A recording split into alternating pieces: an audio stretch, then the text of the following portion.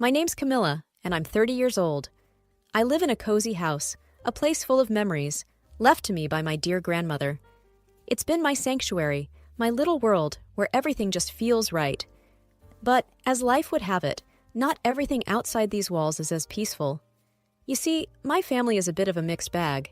There's my husband John, a man of few words, who always seems to be caught in the middle of things. We've had our ups and downs, but who doesn't, right? Then there's my father-in-law, Robert. He was a gem, the kind of man who could light up a room with his smile. I always wondered how he ended up with Helen, my mother-in-law. To put it nicely, Helen is difficult. And that's me being polite. And let's not forget Lucy, John's sister. She lives nearby with her husband and kids in a rented apartment. Lucy and I never really clicked. Maybe it's because she's so much like Helen. I remember this one evening, a typical family dinner at our place. Robert was there, and as usual, he was the life of the party. "Camilla, this lasagna is divine," Robert said with a grin, taking another hearty bite. "Thank you, Robert. It's Grandma's recipe," I replied with a smile. Helen, on the other hand, barely touched her food. She just pushed it around her plate, looking like she'd rather be anywhere else. "It's a bit too salty, don't you think?" she said, her voice sharp. John shot me an apologetic glance across the table. I just shrugged it off. "That's Helen for you, always a critic." Lucy chimed in. "Mom, it's fine. Not everyone has your taste buds." The conversation moved on, but the tension lingered, as it always did when Helen was around.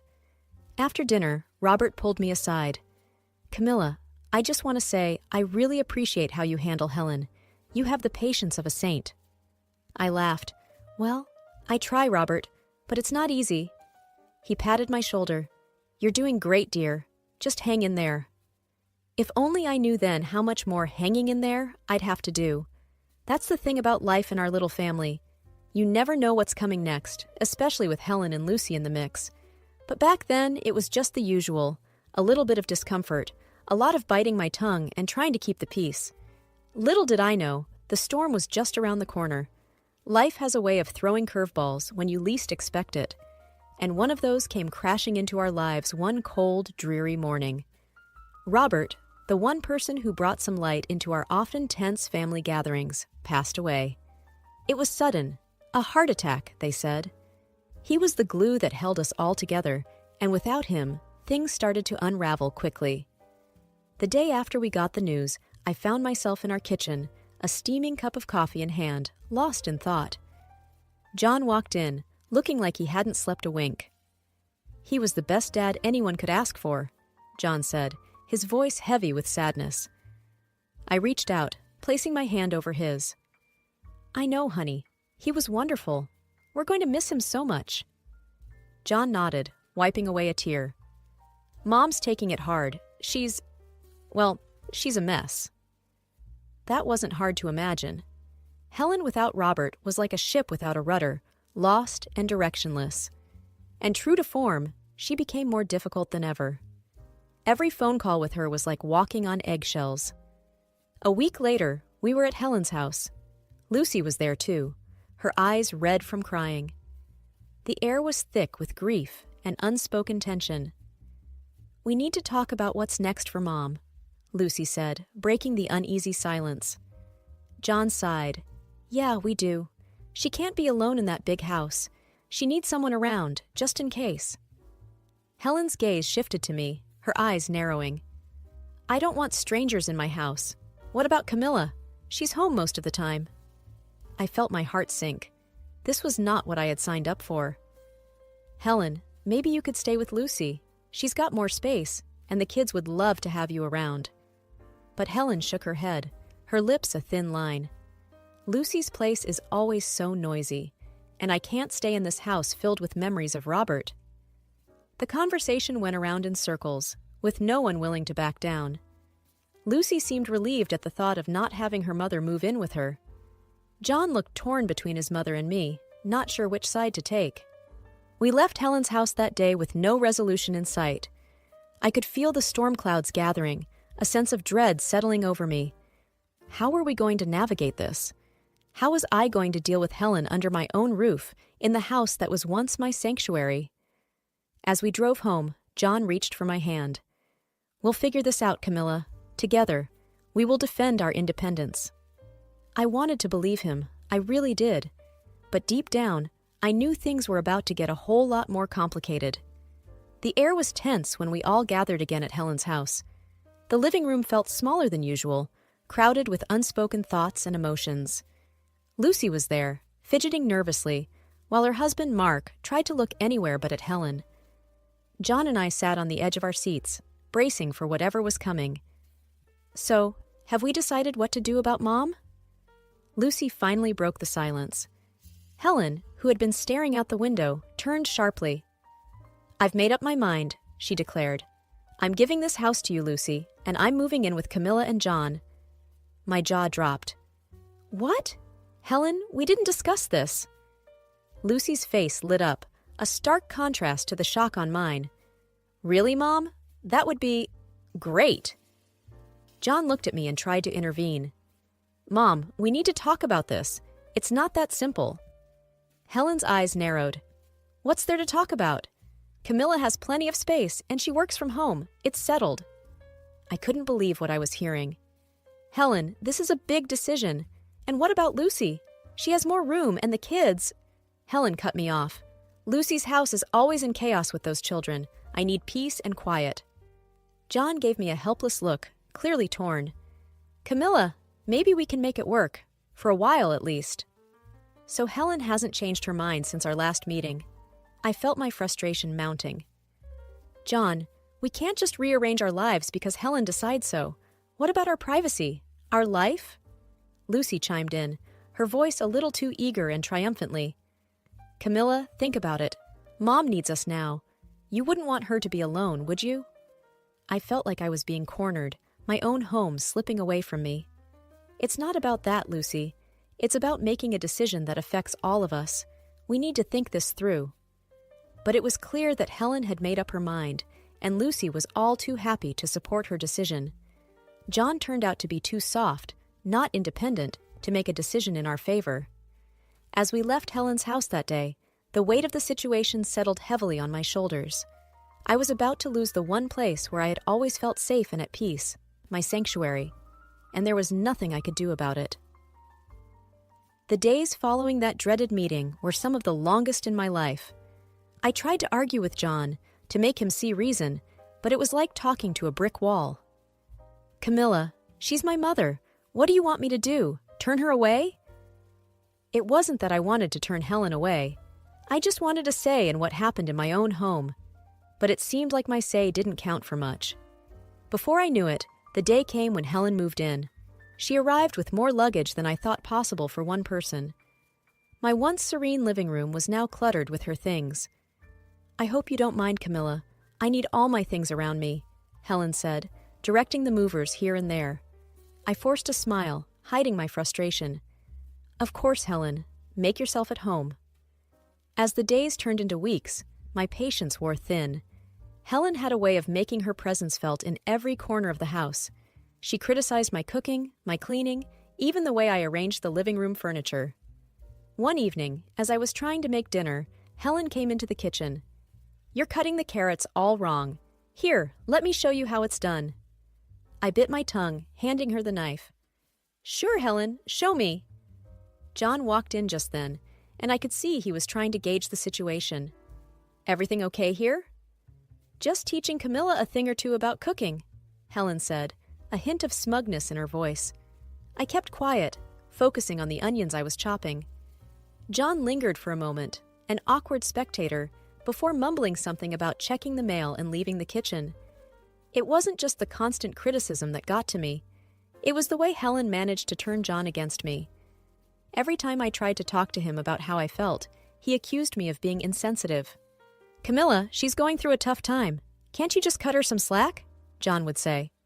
I felt like I was losing not just my home, but my husband too. Then came the day when Helen decided she didn't like the color of the living room walls. "They're too dull. We need something brighter." I found myself reluctantly agreeing to repaint the room, just to keep the peace. As I watched the painters covering my once favorite shade of blue with a garish yellow that Helen had picked, I realized how much of my life I was giving up. My home didn't feel like mine anymore, and I wasn't sure how much more of this I could take. Living with Helen was like being on a never-ending roller coaster, except there were no thrilling moments, just a constant churning in the pit of my stomach. She had a complaint for everything. The food wasn't to her taste, the house wasn't clean enough, and the TV was never on the channel she liked.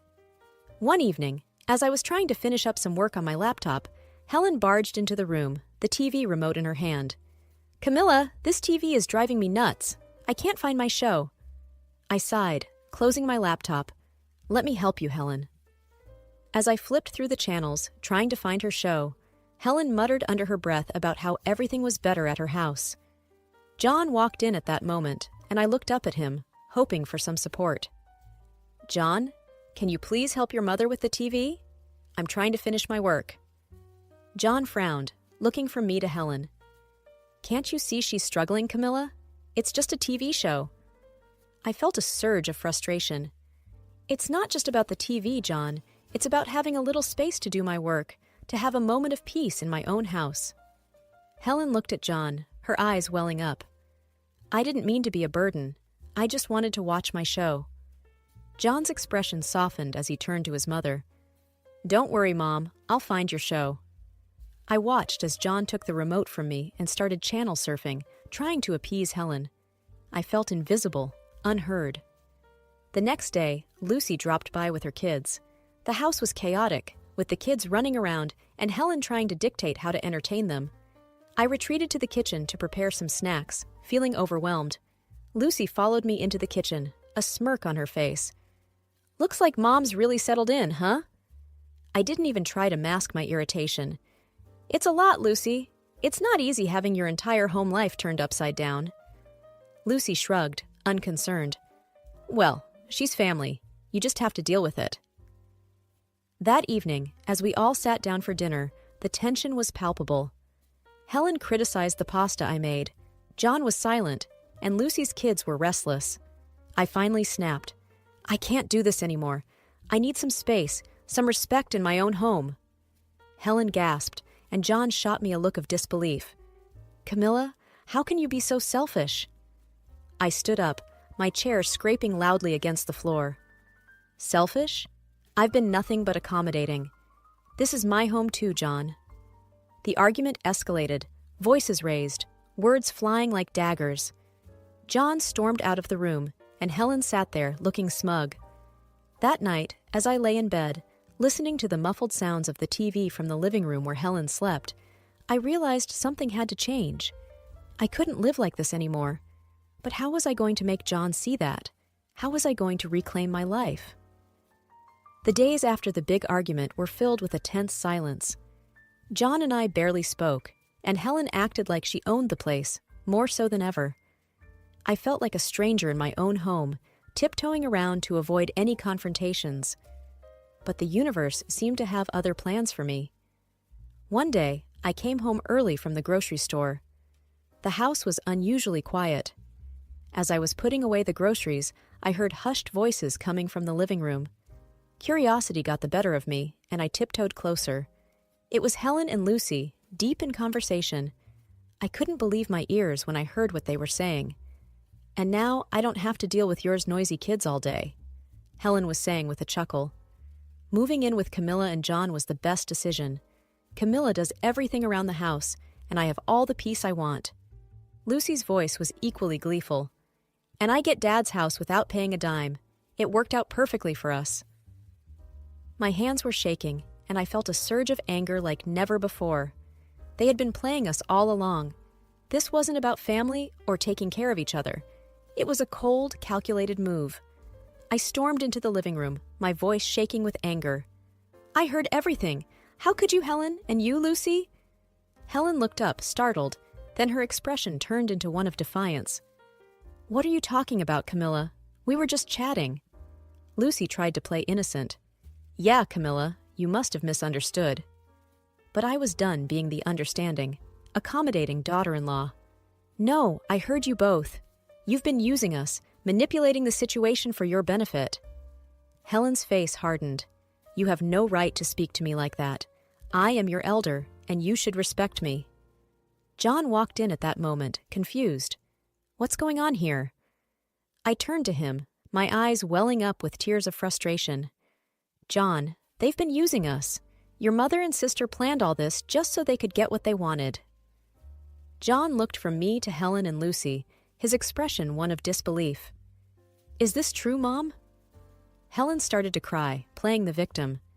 She's lying, John. I would never do such a thing. John seemed torn, unsure of whom to believe. I could see the doubt in his eyes, and it broke my heart. He still didn't trust me, even after everything.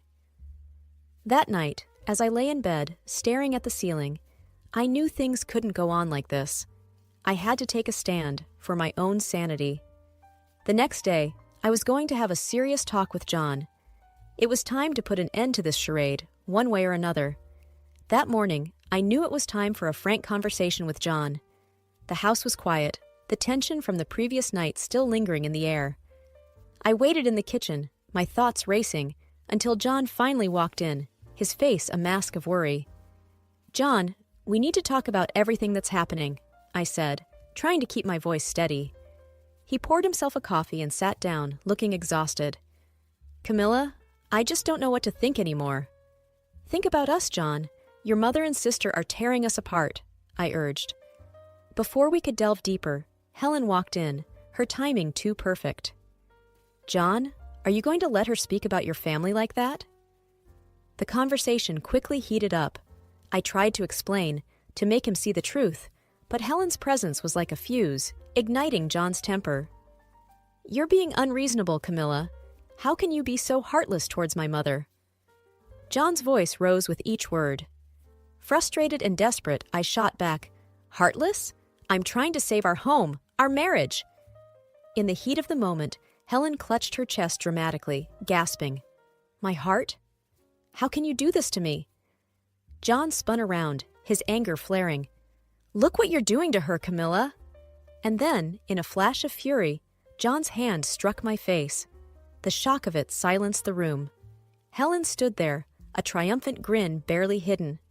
I touched my lip, feeling the sting of the slap and the flowing blood, and the reality of what just happened hit me. My husband had chosen his manipulative mother over me, our marriage. Without a word, I picked up the phone and called the police. As I waited for them, I began to pack Helen's and John's belongings, methodically, my movements fueled by a mix of hurt and determination. John tried to apologize, his anger now replaced with anxiety. Camilla, I'm so sorry, I didn't mean to. But it was too late. I'm filing for divorce, John. I can't be in a marriage where I'm not respected, where I'm not safe. The police arrived, and I explained everything. John and Helen were quiet, the reality of their situation finally dawning on them. After the police left, I dragged the suitcases to the front door. Helen's face was a picture of shock as I placed them outside. This is your stuff. You need to leave now, I said, my voice void of any emotion. John picked up the suitcases, his eyes avoiding mine. Helen wanted to scold me again, but then followed him, her triumphant act gone, replaced by a dawning realization of what she had lost. As the door closed behind them, the silence of the house enveloped me. It was a painful moment, but also one of clarity. I had stood up for myself, chosen my dignity over a broken marriage. Now it was time to rebuild my life on my own terms, in my own home. After the divorce was finalized, I found myself in a quiet, almost surreal calm. My house, once a battleground of tension and conflict, was now solely mine again. I spent the first few days just walking through the rooms, taking in the emptiness, the peace that had returned. It felt like waking up from a long, troubled dream. I started by returning the house to its former appearance, undoing the changes Helen had imposed. Each shift, each movement, felt like a step towards reclaiming my life. The walls were repainted back to the soothing blue I loved, the furniture rearranged to the way it used to be. With each change, a sense of normalcy and tranquility returned. My new routine was simple but fulfilling. Mornings were spent in the garden, tending to the flowers that had been neglected, and evenings were for reading books in the quiet of my living room. The house, with all its memories, began to feel like a home again. One afternoon, While pruning the roses, my neighbor, Mrs. Jenkins, called out from over the fence. "Camilla, dear, I heard about your divorce. I'm so sorry." I smiled at her, wiping the sweat from my brow. "Thank you, Mrs. Jenkins. It's been tough, but I'm getting there." She leaned in closer, a conspiratorial glint in her eye. "You know, I hear things haven't been so peaceful at Helen's place either. The whole neighborhood knows about their squabbles. The police have been called there a few times already." I wasn't surprised. Helen, John, Lucy, her husband, and their kids all under one roof was a recipe for constant chaos. I can imagine. Too many conflicting personalities in one space. Mrs. Jenkins shook her head. "You're better off without that drama, dear. You always were too good for them." I laughed, the sound light and free. "I'm starting to realize that now." Days turned into weeks, and I began to rediscover parts of myself that I had lost in the turmoil of my marriage. I started painting again, something I hadn't done since college. The strokes of the brush on the canvas were like whispers of a newfound freedom. Occasionally, I'd hear snippets of the ongoing drama at Helen's house. It was a stark reminder of the bullet I had dodged.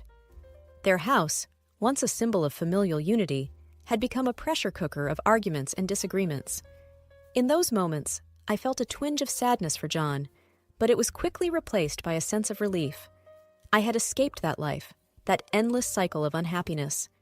I was free to live on my terms, to find happiness in the little things, my garden, my art, my peaceful home. As I sat on my porch one evening, watching the sunset, I realized that this was a new chapter in my life. A chapter where I was the author, free to write my story, one day at a time. The future was uncertain, but for the first time in a long while, that uncertainty was exciting, filled with possibilities. I was ready to face whatever came next, on my own terms, in my own way.